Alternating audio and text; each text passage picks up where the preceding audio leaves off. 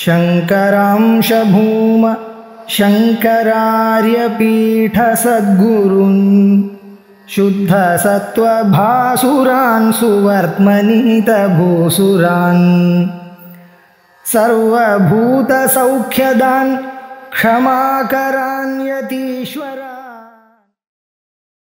முதல் உல்லாசம் 12வது ஸ்லோகம். நம்ம இதுவரை என்ன பார்த்தோம் அப்படின்னு கேட்டா, மனசுல ஒரு திரவீபாவம் ஏற்பட்டிருக்கும் போது பகவத் சிந்தனம் வந்தால் அப்போ பகவானுடைய அந்த ஸ்வரூபமானது மனசுல பதிஞ்சிடும். மனசு மறுபடியும் திரவீபாவத்தை விட்டுட்டு கடின பாவத்தை அடையும் போது கூட அது அந்த லாக்கையில போட்ட முத்திரை போல அந்த மனசுல ஸ்திரமா இருந்துடும். இப்படி ஸ்திரமா இருக்கக்கூடிய மனசுல இருக்கக்கூடிய பாவம் இருக்கு, அது ஸ்தாயி பாவம்னு சொல்றோம். அப்போ பகவானுடைய ஆகாரமே மனசுல பதிஞ்சு இருக்கும் போது அது ஸ்தாயி பாவமாக ஆகிறது. இது எப்போ அபிவியக்தி ஆகிறதோ அப்போ அது ரசானுபவமாக மாறுறது. இவ்வளவு தூரம் ஸ்தாயிபாவங்கிறது அப்படிதான். ஸ்தாயிபாவம் தான் மற்ற சககாரி காரணங்கள்லாம் சேரும்போது ரசமாக மாறி ரசானுபவமாக இவனுக்கு தெரிகிறது அப்படிங்கிறது அலங்கார சாஸ்திரத்துடைய சித்தாந்தம். அதுபடி பரமாத்மஸ்வரூபம் மனசுல ஸ்திரமா பதிந்து இருந்து அதுதான் ரசமாக அனுபவிக்கப்படுறது அப்படின்னு சொன்னாங்க. இப்ப நாம என்ன பார்க்கணும்னு கேட்டா, முதல் இதுக்கு முன் ஸ்லோகத்துல சொன்னார், இந்த பரமானந்த ஸ்வரூபமானது தனியா பார்க்கறதுங்கிறது இல்லை, மற்ற ரசங்கள்லாம் சொல்றாளோ இல்லையோ, சிங்கார வீர கருணாந்தகா. அப்ப ஒவ்வொரு விஷயத்தை பார்க்கறதுக்கும் இந்த பரமாத்மஸ்வரூபம் அந்த விஷயமாக பாதிக்குதான் பாதிக்கும். வேதாந்த சித்தாந்தப்படி சத்தியபாகா சர்வவிதம் விபாதி அப்படின்னு இருக்கிறதுனாலே அந்த பரமானந்த ஸ்வரூபம் பாசிக்காமல் எதுவுமே பாசிக்கும். எல்லா பானத்திலும் அது கூட கூட பாசிச்சுட்டே இருக்கு. இவ்வளவுதான் என்னன்னு சொன்னா, அது பாசிக்கம் இருந்தாலும் அது ஆனந்த ரூபமாக தெரியுது. சில இடத்துல கடம்னு தெரியறது விட அதுதான் தெரியுது, ஆனா அது தெரியுதுன்னு தெரியல. ஏன்? ஆவரணத்தால மறைஞ்சிருக்கு. இதுக்கு மேல அடுத்தது இப்ப 12வது ஸ்லோகத்துக்கு வரும். சத் அஜ்ஞாதஞ்ச சத் பிரம்மா நேயம் காந்தாதி மானசா மாயாவிரதி திரோபாவே விருத்தியா தத்துவஸ்தயாக்ஷம். சத் அஜ்ஞாதஞ்ச சத் பிரம்மா.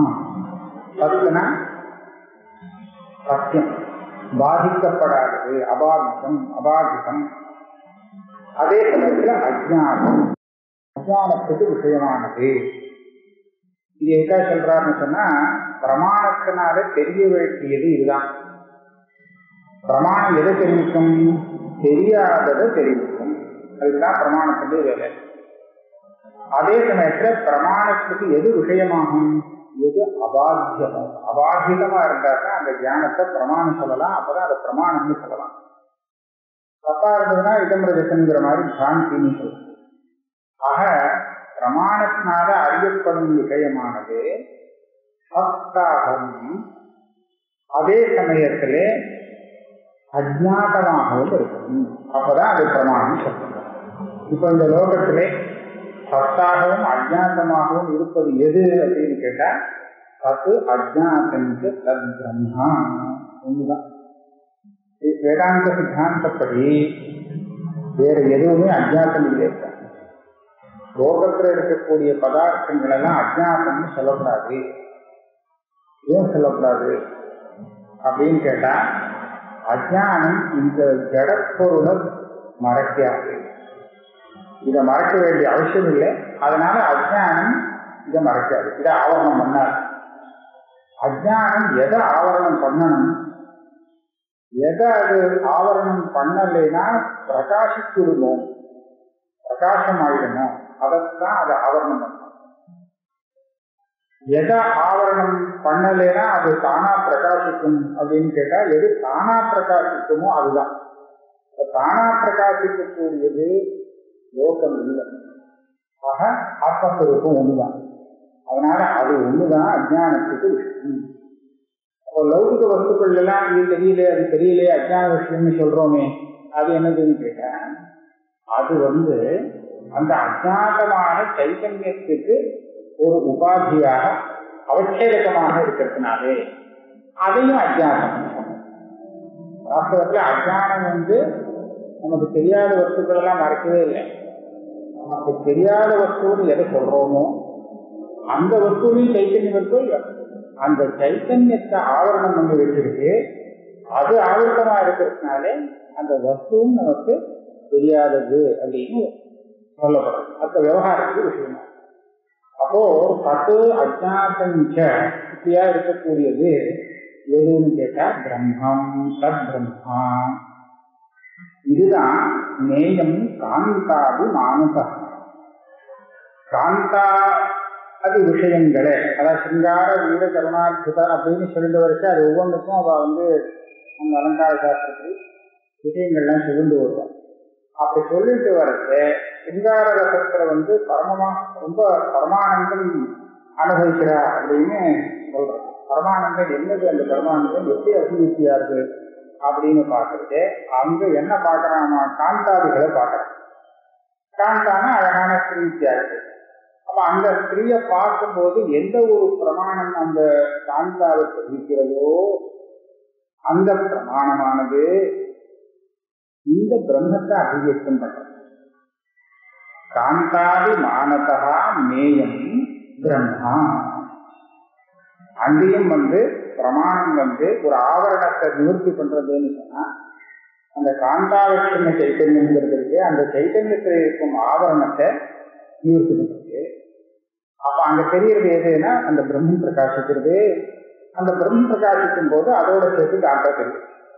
அப்ப இந்த பிரகாசம் இருக்கோ இல்லையோ பிரம்ம பிரகாசம், இதுதான் அங்க பரமானந்த ரூபமாக அனுபவிக்கப்படுறது. அப்போ ஆஷா பகவஸ்வரூபத்தை மனசுல வச்சிருந்து அதை அபிவியுக்தமாகி அதை அனுபவிக்கிறதும் பரமானந்த அனுபவம் தான். காந்தாதி விஷயங்களோடு சேர்த்து ரசத்தை அனுபவிக்கும் போது அப்பவும் இதே பிரமானந்த சுரூபம் தான் அனுபவிக்கிறது. என்ன வித்தியாசம்னு கேட்டா, மாயாவிற்கு சிரோதாவு விருத்தியா சத்வஸ்தயா. இந்த மானசா மாயாவிற்கு சிரோதாவு. காந்தாதி விஷயமான பிரமாணம் சத்துராதி பிரமாணம். இந்த சத்துராதி பிரமாணமானது அந்த விஷயத்துல போய் இந்திய அர்த்த சன்னிகர்ஷம் ஏற்பட்டு மனசும் அந்த அளவுக்கு போய் விருத்தி ரூபமாக பரிணமித்து அந்த விருத்தியாக அந்த உள்ள ஆவரணத்துக்கு திரோபாவம் ஏற்படுகிறது. மாயாவிற்கு திரோபாவு விருத்தியா தத்துவஸ்தயா. அந்தஸ்கரணத்துல எத்தனையோ விருத்திகள் இருக்கு. அது சத்துவகுணத்துடைய விருத்தி, பிரஜோகுண விருத்தி, தமோகுண விருத்தி, எல்லாவற்றையும் விருத்தி தான். ஆனா அஜ்ஞான ஆவரணத்தை போக்கக்கூடிய விருத்தி சாத்விக விருத்தி. அதனால சத்வா பஞ்சாயத்தே தியானம் அப்படின்னு சொல்லி தியானம்னு அதுக்கு பேர், விருத்தி தியானம் அப்படின்னு. விருத்தி தியானம் வரும்போது இந்த ஆவரணத்துக்கு பங்கம் ஏற்படுறது. ஆனா அந்த பங்கம் ஏற்படுறது ஒரே ஒரு க்ஷணத்துல. தத்வஸ்தயா விருத்தியா க்ஷணம், ஒரு க்ஷணம். அந்த விருத்தி எவ்வளவு தூரம் இருக்குமோ ஒரு கொஞ்சம் தான் இருக்கும், கொஞ்ச நேரம் இருக்கும், அப்புறம் வேற விஷயம் வந்துடும். ஆகையாலே எப்போ அது அந்த விருத்தி வருதோ அந்த சமயத்துல அந்த ஆவரணம் மறைஞ்சு அந்த பிரம்மஸ்வரூபம் அங்க பிரகாசிக்கிறது. அதைத்தான் இவன் ஆனந்தம்னு சொல்லி அனுபவிக்கிறான் அந்த இடத்துல. அதா 13வது ஸ்லோகம். அதா ததேவ பாவத்துவம் மனசு பிரதிபத்தியதே கிஞ்ச நூனாஞ்ச ரசதாம் யாதி ஜாட்ய விமிஷரணம். அதா அந்த பரமானந்த ஸ்வரூபமே காந்தாதி விஷயங்களையும் அபிவிருத்தி ஆகிறதுனாலே அதுதான் பாவம், ஸ்தாயி பாவமாக ஆகிறது. மனசுல எப்போதும் இருக்கிறது தான் மனசினால அனுபவிக்க முடியும், இல்லாத ரசத்தை அனுபவிக்க முடியாது. அப்ப இந்த ஆனந்தத்தை அனுபவிக்கிறானேன்னு கேட்டா இது ஏற்கனவே இருந்தது. இருந்துட்டு இருக்கிற ஆனந்தத்தை அபிவிருத்தியாகும் போது இவன் அனுபவிக்கிறான் அப்படின்னு சொல்லலாம். அப்ப இந்த பரமானந்த ஸ்வரூபம் இருக்கு, இது இவனுடைய மனசுல பதிவு இருக்கு, அதுதான் சாயி பாவமாக இருந்துருக்கு. அபிவிருத்தியாகும் போது ரசமாக மாறுவது. மனசு பிரதிபத்தியதே கிஞ்ச நூனாஞ்ச ரசத்தான். ஆனா ஒண்ணு பக்தி ரசத்தை அனுபவிக்கும் போது அப்ப பரமானந்த ஆவிர்பாவம் இருக்கு. காந்தாதி விஷயங்களால சிங்காராதி ரசத்தை அனுபவிக்கும் போது அது அதை விட கொஞ்சம் குறைவாக இருக்கு, நூனமா இருக்கும் அதனுடைய ரசத்தை. அது ஏன் ரெண்டு இடத்துலையும் ஒரே ஆத்மஸ்வரூபானந்தம் தான் காட்டிக்கிறதுன்னு சொன்னால், பக்தி ரசத்தை அனுபவிக்கும் போது அப்படியே சமானந்தமாகவும், இந்த சிங்காராதி ரசத்தை அனுபவிக்கும் போது கொஞ்சம் குறைவாகவும் நூனமாகவும் ஏன் தெரியுது அப்படின்னு கேட்டா அதுக்கு காரணம் சொல்றார். யாட்சிய வினிச்சரணா நூனாம் ரசத்தானம். நூனம்னா குறைவு, அந்த ஜட பதார்த்தமே சேர்ந்து விட தெரியாதுல. காந்தாதி ரூபமான பார்க்கக்கூடிய திருஷ்ய பதார்த்தமும் சேர்ந்து அதோட சேர்த்து அபிவிருத்தி ஆகிறதுனாலே இதனுடைய ரசத்தன்மை குறைகிறது. பரமானந்தம்ங்கிறது இந்த வெறும் ஆனந்தமாகும். அதனாலே இதனுடைய ரசபாவம் பக்தி ரசத்தை காட்டிலும் குறைவாக ஆகிறது. நூனாம் ரசதாம் யாதி. ஏன்? யாட்ய வினிஷரணா, ஜட பதார்த்தம் கலந்து தெரிகிறது. இது வேதாந்த சித்தாந்தே ஸ்தாயினோ ரசதா உதிதான் சாங்கிய சித்தாந்தமாசிரித்யாதி அதுனா பிரதிபாத்தியதே. இப்ப சொன்னது எந்த வழியில ஆனந்த சுரூபம் தான் ரசம் அப்படின்னு சொன்னோம் அப்படின்னு கேட்டா வேதாந்த சித்தாந்தம். அதாவது வேதாந்த சித்தாந்த சித்தமான பிரக்கிரியை கொண்டு அலங்கார சித்தாந்தத்தையும் சேர்த்துட்டு அந்த ஆனந்தம்ங்கிறது ஆத்மானந்தம் தான், அதுவேதான் மனசுல பதிந்து சாயி பாவமாக இருந்துருக்கு. அது அந்தந்த சமயத்துல அபிவிருத்தி ஆகும் போது தெரியும் போது ரசமாக அனுபவிக்கப்பட்டது அப்படிங்கிறது வேதாந்த சித்தாந்தத்தான குறித்து சொன்னோம். சாங்கிய சித்தாந்தமாசிரித்ய, சாங்கியசாஸ்திர சித்தாந்தத்தை வச்சு கூட இதே பிரக்கிரியை எப்படி சொல்லணுங்கிறத மேல சொல்ல போறோம். தார்க்கிகாதி சித்தாந்தம் இதுக்கு உதவாகுன்னு மேல சிந்திக்க போறோம். ரசமாக இருக்குது தார்க்கிக சித்தாந்தம் லாயக்கில்லை, சாங்கிய சித்தாந்தத்தை சொல்லலாம். எப்படி சாங்கிய சித்தாந்தம் என்ன? தமோ ரஜத் சத்வகுணாக மோக துக்க சுகாத்மகாக தன்மயி பிரகிருதிர் ஹேது சர்வம் காரியஞ்ச தன்மயம். சாங்கிய சித்தாந்தம் எப்படி? அதாவது 3 குணங்கள், சமத்து, ரஜத்து, சத்துவம் அப்படின்னு 3 குணங்கள் இருக்கு. இதனுடைய ஸ்வரூபம் என்ன? மோக துக்க சுகாத்ம காகா. இந்த குணங்கள் சமத்துன்னு சொன்னா அது மோகம் தான் அதனுடைய ஸ்வரூபம். இந்த சாங்கிய சித்தாந்தத்தில் எப்படி வச்சுருக்காங்கன்னா, வெளியில இருக்கிற விஷயத்துல அந்த குணம் நமக்கு தெரிஞ்சதுன்னா அது உள்ள மனசுலயும் அதே மாதிரியான வேலை செய்யும். நம்ம உள்ள எண்ணம் எப்படி இருக்கோ அதுக்கு தகுந்தா போலதான் வெளியில உள்ள வஸ்துவும் தன்னை பிரகாசப்படுத்தும், வெளிப்படுத்தும். இவனுடைய மனசுல மோகம் இருக்குன்னு சொன்னா வெளியில இருக்கிற வஸ்துவும் அதுக்கு அனுகூலமா தமோகுணத்தை அபிவிருத்தி. இவன் மனசுல ரஜோகுணம் வந்துருக்குன்னு சொன்னா அப்ப வெளியில இருக்கிற வஸ்துவும் அதுக்கு தகுந்த அபிவிருத்தி. சாத்விக குணமா இருந்ததுன்னா அதுக்கு தகுந்த அபிவிருத்தி. அப்ப இது ரெண்டுமே ஒரே விதமான 3 குணங்கள் கொண்ட பிரகிருத்தியால உண்டாயிருக்கு இல்லையா? அதனால அதுக்கு தகுந்தாபோல தான் வரும்னு வாழ்ந்து சித்தாந்தம். அதுல சமத்துங்கிறது மோகம், ரஜசுங்கிறது திருப்தி, சத்துவங்கிறது இது அந்த குணங்களுக்கு ஸ்வபாவம். இப்படித்தான் இருக்கும். தன்மயி பிரகிருதிர் ஹேது, இது எல்லா வஸ்துக்கும் பொருந்தும். ரஜசத்துவ தமோ குணாத்மகத்துவம். அதிலே இது எல்லாத்துக்கும் மூல காரணம் எப்படி இருக்குன்னா அதுவும் அப்படிதான் இருக்கும். இந்த 3 குணஸ்வரூபமா தான் இருக்கு. தன்மயி பிரகிருதி, மூல பிரகிருத்தின்னு சொல்ற. இதுதான் சர்வ காரியத்துக்கும் ஹேதுவாக காரணமாக. இதுலேருந்து வந்த மூல பிரகிருதி 3 குணமா, அதுலேருந்து வந்த காரியமும் அப்படியே 3 குணமாகவே. சர்வம் காரியஞ்ச தன்மயம்.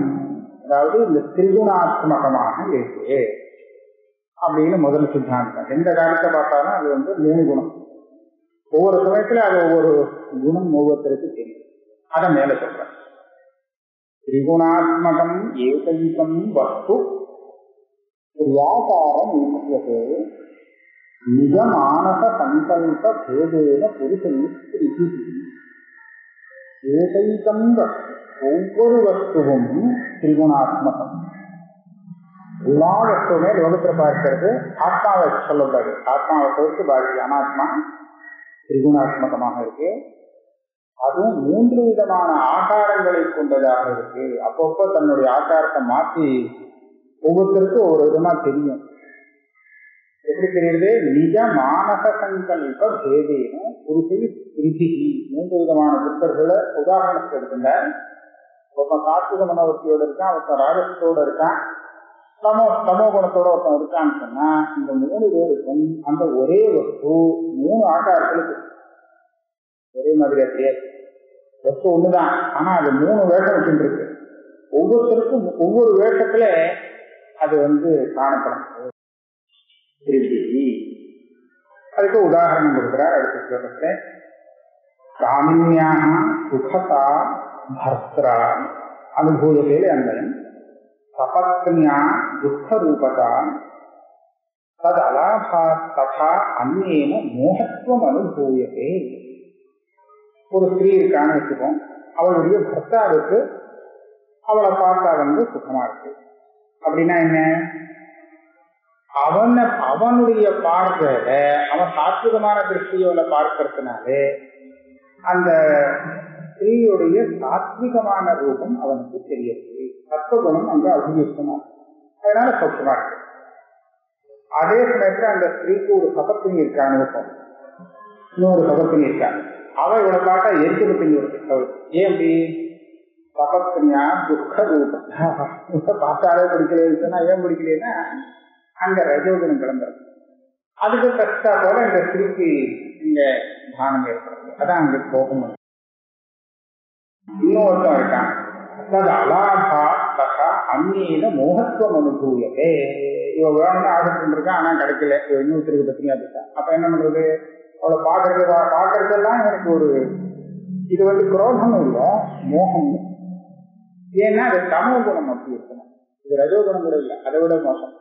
அதனால தமோ குணம் அபிவியக்தி ஆகுது. அங்கேயும் தமோ குணம் அபிவியக்தி, விஷயத்திலையும் தமோ குணமான ஸ்திரீயுடைய ஆகாரம் இவனுக்கு தெரியுது அப்படின்னு சொன்னாங்க.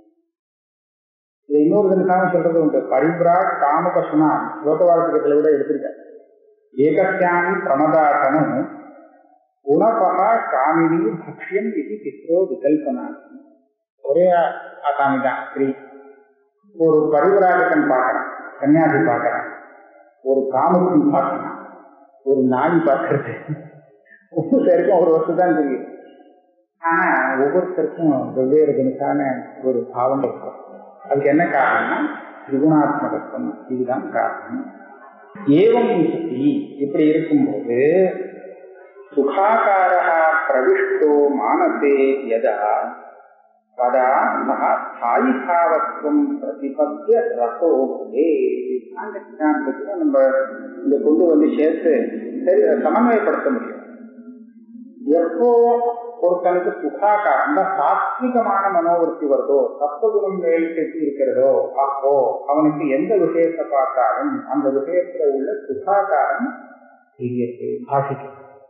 அது மனசுல பதியும் போது அது ஸ்திரமாக இருந்துவிட்டு, ஆனால் அதுவே மறுபடியும் எப்ப அபிவிருத்தமாகுமோ அப்போ அது ரசமாக மாறிவிடும். ரசானுபவம். ஏவம் சதி சுகாகாரः பிரவிஷ்டோ மானசே யதா ததா சா ஸ்தாயி பாவத்துவம் பிரதிபத்திய. முதல்ல ஸ்தாயி பாவம் நிரந்தரமா இருக்கும். அபிவிருத்தி ஆகும்போது ரசமாகும். ரச பிரதிபத்திய ரசோ பதே. அனுபவிக்கும் போது ரசமாக அது மாறும். ஆக சாங்கிய சித்தாந்தப்படியும் இதே பிரக்கிரியைக்கு கொண்டு வந்துக்கலாம். அவ சுகதுக்க மகாத்மன்னு சொல்லி சொல்ற விதம் நமக்கு விபரீதமா இல்லை, பிரதிகூலமா இல்லை, அனுகூலமாக. ஆனா இது சரியா வராதுங்கிற பரமான்னு ஏகரூபம் சித்தம் ந விஷயாகிருதி இத்தியாதி மதம் அந்நேஷாம் அப்பிராமாண்யாக்கு உபேட்சிக்கும். இப்ப தார்க்கிக மதத்துல இந்த ரசானுபவத்துக்கு ஏதாவது சமர்த்தம் பண்ண முடியுமான்னு இல்லை, முடியவே முடியாதுன்னு. ஏன்னா அவனை இது சரிப்பட்டு கொண்டு வர முடியாது. அவன் என்ன சொல்றான்னா, சித்தங்கிறது பரமாணு ரூபம், மனசுங்கிறது சின்ன பரமாணு ரூபமா இருக்கு. ஒன்னே ஒண்ணுதான், நிறைய பரமாணு கிடையாது. ஒரு ஆத்மாவுக்கு ஒரு மனசு உண்டா இருக்கு. அது விஷயாக்காரேன பரிணமிக்கிறதோ அதுல போய் விஷயம் பதியறதோ இதுக்கெல்லாம் இடமே இல்லை.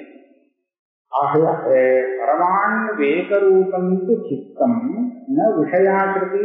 இந்த சித்தம் விஷயாகாரமாக ஆக முடியாது, அதுக்கு இடமில்லை. இத்தியாதி மதம் அந்நேஷம். வேறு சில காரணம் இந்த ஞான விசேஷக்காராலும் இப்படி சொல்றாளே, இந்த மதத்தை நான் எடுத்துக்கல்லே, ஏன் அப்பிராமாண்யாக்கு உபயோகிச்சு இது இவாளா கல்பனை பண்ணிடுது. இதுக்கு சரியான பிரமாணம் கிடையாது. அதாவது ஸ்ருதி ஸ்மிருதி ஆகம பிரமாணங்களை வச்சு பார்க்கும்போது சித்தங்கிறது பல பரிணாமங்களை அடையக்கூடிய ஒரு வஸ்துவாகத்தான் புரியுது. அதுதான் விஷயாக்கார பரிணாமத்தை அடையிறதுங்கிறது பிரமாண சித்தமா. காம சங்கல்போ சித்தா ஸ்ரத்தா அஸ்ரத்தா ருதி அஸ்ருதி ஸ்ரீஹி தீஹி தீஹி ஏதசர்வம் மன ஏவா. காமாகட்டம், இச்சையாகட்டம், சங்கல்பமாகட்டம், அப்புறம் தைரியம் அதைரியம் பயம் போக்குவரத்து எல்லாம் மனசுடைய விருத்தின்னு எப்போ திருப்பி சொல்றதோ அப்ப அது இல்லைன்னு சொல்லிட்டு மனசு பரமாண சுரூபமா இருக்கு. இது எல்லாம் எங்க வருதுன்னா ஆத்மாவில் வருதுன்னு சொல்றாங்க.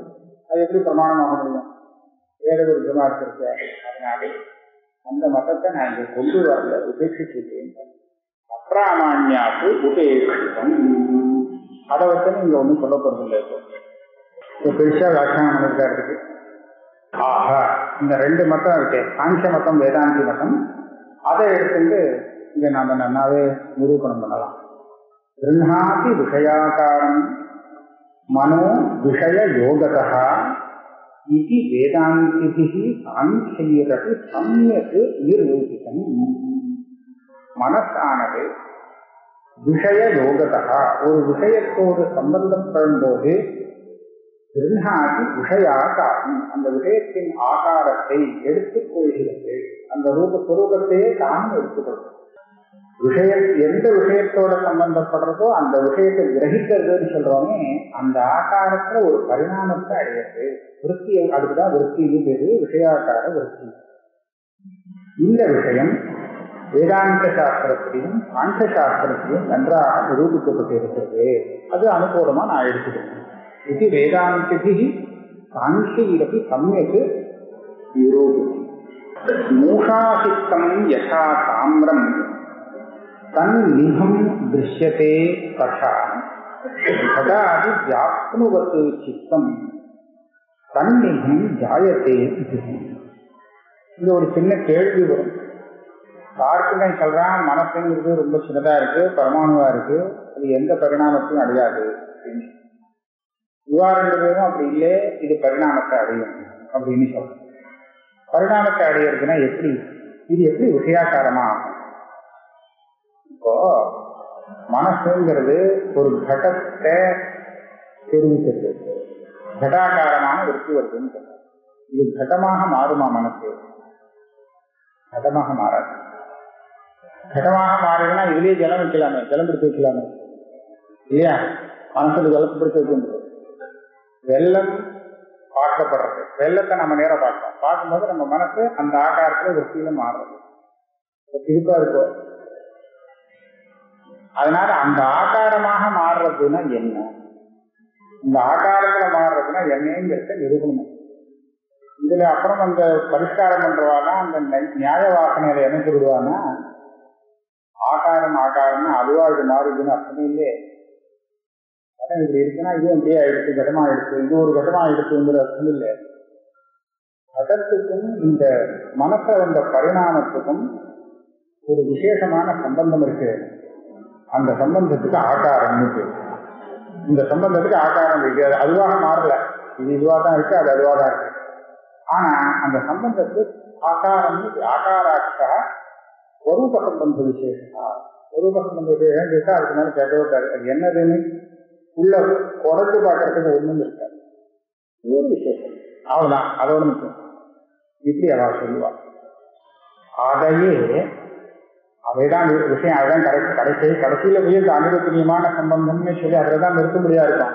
ஆனா ஆரம்பத்துல ஒரு சில திருஷ்டாந்தத்தை கொடுத்தோம்னா அந்த திருஷ்டாந்தப்படி பார்க்கறதுக்கே நமக்கு மனசுல நல்லா இருக்கும். அதுக்காக இந்த மூஷாதிக்கம்ங்கிற திருஷ்டாந்தத்தை கொண்டு வர. மூஷாதிக்கம் யதா தாமிரம் தன் நிபம் திருஷ்யதே ததா கடாதி வியாப்னுவத் சித்தம் தன்னிபம் ஜாயதே தன்னிபம். அதை போல அதுக்கு சதிருஷமாக அப்படின்னு தன்னிபம் இருக்க. மூகா அப்படிங்கிறது என்னன்னா, அந்த காட்சியை உருக்கின சாம்ராஜ்யெல்லாம் பிரதிமை நிர்மாணம் பண்றதுக்காக எந்த ஒரு அச்சியில போடுவானோ அந்த அச்சுக்கு பேரு மூஷான்னு.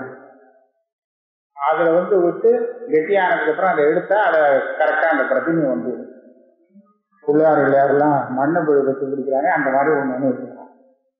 இப்ப அந்த மூகாங்கிற அந்த இதுல சித்தம் உருக்கி விடப்பட்ட தாமிரமானது சன்னிபம் திருஷ்யதே. அப்படியேதான் அது என்ன ஆகாரத்துல இருக்கோ அதே மாதிரி இருக்கும். அதுல முகம் இப்படி இருக்கா, அது இந்த துண்டிட்டே இருக்கானா அதுல துண்டிட்டே வரும், இப்படித்தானே வரும். ஆனா அந்த ஆகாரம்னு சொல்லக்கூடிய அது மாதிரி இருக்குமே தவிர இதுவே துண்டிக்கே ஆகாது, இதுவே மூகாவாகவும் ஆகாது. இது மேல இன்னும் ஒரு இதை விட முடியாது. அதே மாதிரி தெரியறது அதுவாக ஆகல. அப்படிதான் இந்த மனசுடைய விருத்தி இருக்கு. இதுவும் கடம் மாதிரி தெரியறது, இது கடமாக ஆகல. கடாகார விற்பின்னு சொன்னா இந்த விற்பியை நம்ம வச்சுட்டு கடம்னு பேசலாம், அவ்வளவுதான் பண்ணலாம். இது கடம் அப்படின்னு பேசலாம். ஆனா இதுவே கடம்னு இல்லை, விற்பியே கடம்ங்கிறது கிடையாது. ததா இத போல கடாதி வியாப்னுவது சித்தம். வேதாந்திக்கு தான் இது இருக்கு, வேதாந்தி சாங்கியனுக்கும் இருக்கு. நம்ம வெளி விஷயத்தை பார்க்கும்போது இந்த பாக்கிய இந்திரியங்கள் மாத்திரம் அந்த விஷயத்தோட சம்பந்தப்படுறது இல்லை, அதுதான் சமாதப்படுறதுங்கிறது இல்லை, மனசும் சேர்ந்து போய் விஷயத்தை சம்பந்தப்படுறது. அப்ப இந்த மனசு இருக்கே அந்த பாக்கியத்தோடு கூட சேர்ந்து அந்த விஷயம் வரைக்கும் போய் அதோட அதை பூரா வியாபிக்கிறதாங்க. எவ்வளவு தூரம் அந்த விஷயத்தை வியாபிக்க முடியுமோ அவ்வளவு தூரம் வியாபிச்சுடுறது மனசு. இதுதான் கடாதி வியாப்னுவது சித்தம். சித்தம் கடாதி விஷயங்களை வியாபிக்கிறது. அப்படி வியாபிக்கும் போது தன்னிகம் ஜாயத்தே. இது அதே ஆகாரத்தில் புரியும். இது மனசுக்கு தானே இல்லை, நம்ம சாமான்யமான வேற விஷயத்துல கூட காமிக்கலாம். அடுத்ததுல சொல்றார், அடுத்த ஸ்லோகத்துல 22வது ஸ்லோகத்துல வியஞ்சகோவா யதா ஆலோகா வியங்கிய ஆகாரகாம் யா சர்வார்த்த வியஞ்சகத்வாதீஹி அர்த்தாகாரா பிரதிஷ்டதே. இந்த ஸ்லோகத்துல நல்லா சொல்லிருக்காங்க. இந்த வெளிச்சம் இருக்கே, இந்த வெளிச்சம் பற்றி தான் நமக்கு விஷயம் தெரியும். வெளிச்சம் எந்த விஷயத்துல படுறதோ அந்த விஷயத்துல பட்டாதான் வெளிச்சமும் தெரியும். அது இல்லாம வெறும் ஆகாசத்துல வெளிச்சத்தை பார்க்க முடியாது, அது ஏதோ ஒரு விஷயத்துல படணும், படும்போதுதான் தெரியும். இப்ப கடத்து மேல வெளிச்சம் பட்டுதுன்னா அங்கேருந்து வெளிச்சம் படுறது கடத்து மேல படும்போது தெரியும். கடத்து மேல பட்ட அந்த வெளிச்சம் எந்த ஆகாரத்துல தெரியும்?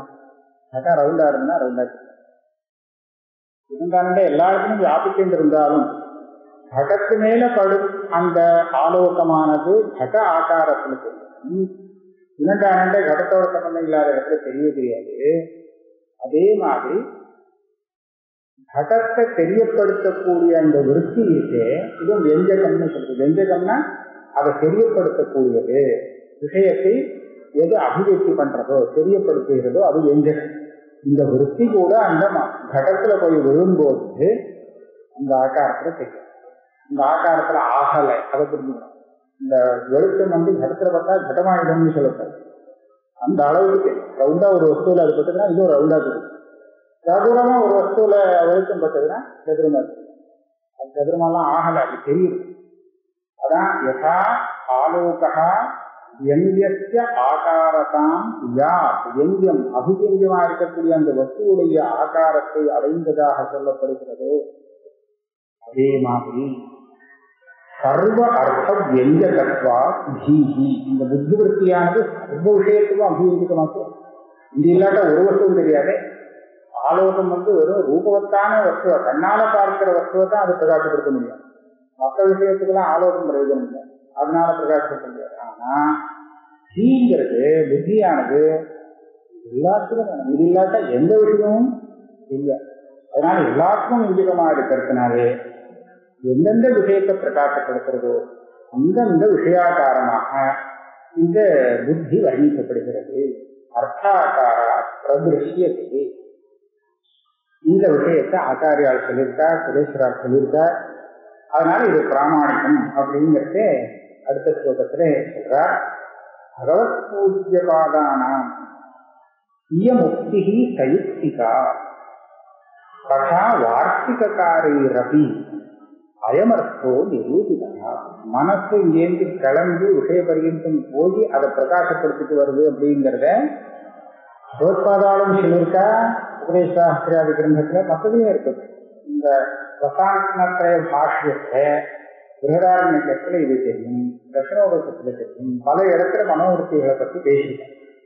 வார்த்திக காரணம் நான் சொல்லியிருக்கேன். ததா வார்த்திகாரியிலப்பி அயமர்த்தோ நிரூபிதா. இது ஏன் சொல்ல வேண்டியிருக்குன்னு சொன்னா, இந்த தார்க்கிகால மனசை சின்னதா வச்சுக்கால பரமாணு ரூபமாக இந்த சைவத்தை விட்டு எங்கேயும் வெளியே போகாது.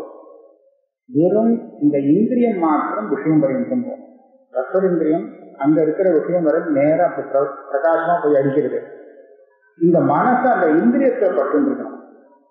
மனசு ரொம்ப சின்னதா இருக்கிறதுனாலே ஒரு சமயத்துல ஒரு இந்திரியத்தோடு தான் பட முடியும். சரீரம் கூட வியாபிக்க முடியாது. ஆத்மாவுக்கும் மனசுக்கும் சஞ்சோகம் இருக்கணும், மனசுக்கும் அந்த இந்திரியத்துக்கும் ஒரு சஞ்சோகம் இருக்கணும், இந்திரியத்துக்கும் அந்த விஷயத்துக்கும் சம்பந்தம் இருக்கணும். இப்படி இருந்ததுன்னா ஆத்மாவுக்கு அந்த விஷய ஞானம் கிடைக்கும். இது அவருடைய சித்தாந்தம். மனசு ஒரு சமயத்துல ஒரு இந்திரியத்துல தான் சம்பந்தப்படும். ஏன்னா அது சின்னதா இருக்கிறது, அதுக்காகவே அதை சின்னதா வச்சிருக்காங்க. அவளுடைய சித்தாந்தப்படி ஒரு நீட்டமா இருக்கக்கூடிய பதார்த்தத்தை கரகர கடிச்சா கரகரன்னு சத்தம் கேட்கக்கூடிய பதார்த்தத்தை இப்படி வாயில வச்சுட்டு ஒருத்தன் கடிக்கிறான்னா அப்போ நமக்கு அந்த பதார்த்தமும் கண்டு தெரியுது. அதை கடிக்கும் போது ஒரு சத்தம் கேட்கறது காதுக்கு கேட்குது. அந்த பதார்த்தத்துல நல்ல ஒரு வாசனை இருக்கு, அது மூக்கால தெரியுது. அதுல நல்ல ருச்சி இருக்கு, ஒரு ரசம் இருக்கு, நாக்கால தெரியுது. இப்ப எல்லாமே தெரியுதுன்னு சொன்னா கந்தம் அதுவும் தெரியுது. இப்ப என்னாச்சு, 5 இந்திரியங்களுக்கும் அந்த ஒரே சமயத்துல வேலை வருது தெரியறது அப்படிங்கிறது தெரியாது. ஒவ்வொன்னாதான் வரிசையாதான் தெரிஞ்சாகணும். அதாவது அதோடைய ரூபம் தெரியும் போது ரகமோ கந்தமோ எதுவும் தெரியாது. அதோட சத்தம் காதுக்கு கேட்கும் போது வேற எதுவும் தெரியாது. இதெல்லாம் என்ன ஆகுதுன்னு கேட்டா ரொம்ப சூக்ஷ்ம காலத்துல அடுத்தடுத்து வருது, நமக்கு ஒரே காலத்துல வந்த மாதிரி தெரியும். நிஜமா முதல்ல வரிசையா தான் வருது, கிரமமா. ஒரு தியானம் ஒரு சமயத்துல ஒரு தியானம் தான் வரும், 2 தியானம் சேர்ந்து இந்திரியங்களால வர முடியாது. அப்படி இருக்கும்போது அது ரொம்ப சுத்தமா வந்து விடுறதுங்கிறதுனால அந்த காலத்தை நம்மளால புரிஞ்சுக்க முடியாததுனால ஒரே சமயத்துல 5 தியானமும் வந்தது அப்படின்னு நமக்கு ஒரு பிரமை. ஆனா அப்படி வரல. இப்படி இதுக்காகவே அவ அந்த மனசை பரமாணம் ஏன்னா கொஞ்சம் பெருசா வச்சிருந்தோம்னா ஒரு சமயத்துல அது பல இந்திரியங்களோடு சம்பந்தப்படுறதுக்கு யோக்கியமாயிடும். அப்படியான பல இந்திரியங்களோட ஆத்மாவோட சம்பந்தப்பட்ட மனசு சம்பந்தப்பட்டிருக்குன்னா அது தன் விஷயத்தை ஒரே சமயத்துல காண்பிக்கிறாம முடியாது. அது கூடாதுங்கிறதுக்காகவே அதை புத்தியா வச்சிருக்காங்க. ஒரு சமயம் இந்திரியம் இங்க கண்ணுல பட்டுன்றதுன்னா காதல படாது, வேற எந்த இந்திரியத்திலும் படாது. வேற எந்த இந்திரியம் இங்க வேலை செய்யணுமோ அதோட பட்டு இருக்கும் போது வேற இந்திரியத்தோட மனசு படவே படாது. அதனாலே அவாமகத்துல இது வரும். காஞ்சன பத்தினி வேதாந்த பக்கத்துல இது வருங்கிறதுக்கு ஆச்சாரியாருடைய வசனமே பிரமாணமாக இருக்கு. வார்த்தைக்காரர் அப்படிங்கிறத சொல்லுங்க.